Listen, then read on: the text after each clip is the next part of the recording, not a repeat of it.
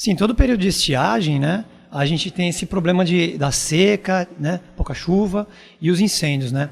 Então, a Polícia Ambiental, ela monitora um site do INPE, que é o Instituto Nacional de Pesquisas Espaciais. Lá nesse site, ele tem os satélites, e lá nos satélites a gente seleciona, a gente pode monitorar os focos de queimada, né, da nossa região, e aí a gente registra esses focos de queimada e manda uma patrulha até o local para fazer a fiscalização ambiental. E lá no local eles vão verificar a responsabilidade do proprietário ou de quem está naquela região, né, para adotar as providências que seriam a infração ambiental ou criminal, né, na esfera, tudo na esfera ambiental. Atualmente, para que as pessoas tenham, quem não acompanha o dia a dia, como é que isso funciona na zona rural, nas matas aqui da região, é crime essa questão da queimada, né? Isso, a queimada na vegetação ativa, né, ela é um crime ambiental na Lei 9.605 de 98, a Lei de Crimes Ambientais. Então, destruir vegetação nativa por qualquer meio, sem uma autorização específica, é crime ambiental. Aqui na região existem locais que são mais críticos. Ao longo dessa estiagem, o senhor percebeu que existem alguns pontos em que a polícia teve que atuar mais? Sim, Piracicaba é uma área muito sensível, né? Por quê? Porque tem muita cana, né? Tem muito trânsito, muito caminhão que passa, né? Então aquelas fagulhas de caminhão que passa na beira ali da estrada, que solta ali com o tempo seco, aquela palha seca, e aí solta aquelas fagulhas, e aí começa ali um princípio de incêndio muitas vezes ali.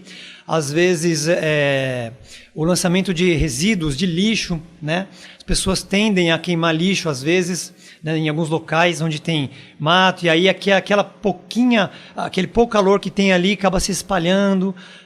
Às vezes o calor também de uma fagulha que pode ser dispersa no ar, pode cair em outro local, pode causar uma queimada maior ainda de grandes proporções. Tem os problemas também das queimadas para as usinas, né? Que são a queimada da cana, que ainda algumas usinas elas deixam a desejar nesses cuidados, né? Dos combates, e às vezes nem sempre também só a usina é responsável pela queimada, mas muitas vezes, com certeza, pelo combate.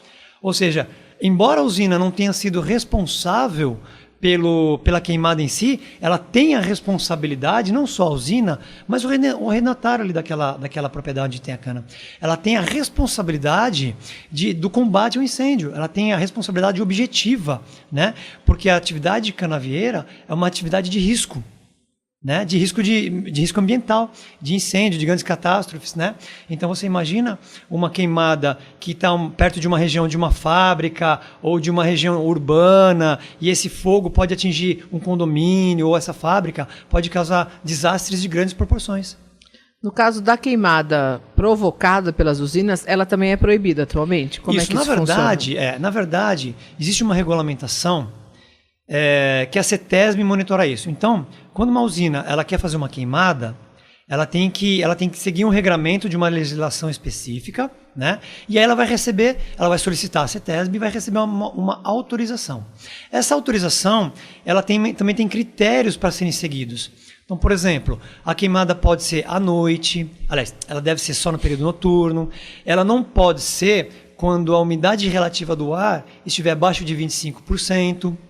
Né? Então tem alguns critérios que precisa ter lá um monitoramento, a direção de como que eles vão começar a queimada, entre os talhões ali de queimada. Os talhões são aqueles quarteirões, né, de cana dividido entre as ruas de terra que a gente chama de aceiro. Né? Então tem todo o regramento. Só que na nossa região, o Ministério Público Federal, ele suspendeu, né, através dos inquéritos civis, que eles chamam, eles suspenderam a emissão dessas autorizações. Então, pouquíssimas regiões hoje têm essa capacidade, né, de receber essa autorização. Então, na região, as usinas elas não estão com essa autorização em mãos. Então, muitas vezes, a queimada ali surge, muitas vezes ela não tem um autor direto ali reconhecido. Então, nós temos que ir lá, verificar, fazer a vistoria, fazer o levantamento para imputar a responsabilidade ou não para essa usina. Porque nem sempre a usina é a responsável direta pela queimada em si. Vamos supor, nós temos aí pescadores profissionais que fazem a pesca irregular e aí tem todo um mercado para onde esse peixe irregular vai. Então a gente atua também fiscalizando essa parte organizacional desse crime ambiental, né? Essas mineradoras que trabalham irregularmente uma com as outras, porque eles se conhecem, né? A gente sabe, né? Todo ramo, né, de atuação, aqueles empresários ali que estão, eles se conhecem no ramo, né? É que nem quando a gente vai numa rua onde tem um monte de mecânico, aí todos eles se conhecem ali, né? Estão muito tempo ali, mesma coisa no crime ambiental, né? O tráfico de animais silvestres, né? O transporte, né? A questão dos animais, dos passeriformes, aquelas pessoas que têm passarinhos, né? Que cuidam dos seus passarinhos ali, tem uma relação conforme autorizado pelo órgão ambiental competente, que tem o IBAMA e tem a Secretaria do Meio Ambiente. Só que alguns, eles fazem esse mercado irregular como se fosse uma lavagem de passarinho, entendeu? Como se estivesse regularizando, porque eles têm a relação e eles fazem a troca entre eles, a venda, só que isso não é permitido.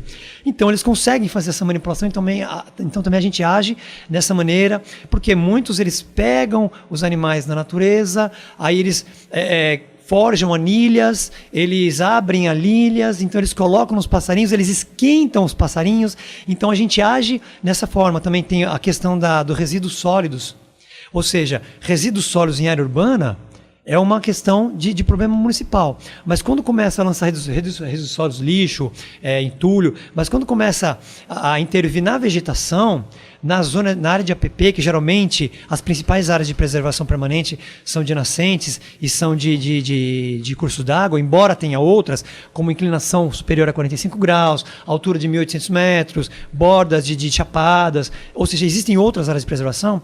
Então, essas pessoas que jogam esses lixos nessas regiões, a gente também tem que monitorar, porque também existe um comércio no meio das obras aí de lançamento de resíduos, onde um proprietário ele tem ali um terreno que ele quer regularizar esse terreno, porque esse terreno é inclinado, e ele recebe esse material, esse resíduo de aterro ou de construção, que em outro local está tendo a construção, então ele ganha para isso, porque ele cobra para receber o material, ele está ganhando para regularizar o terreno e depois para construir alguma coisa em cima disso.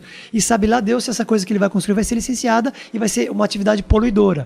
Então, todas essas frentes, esses crimes organizados ambientais, é que a Operação Tridente, ela foca. Combate.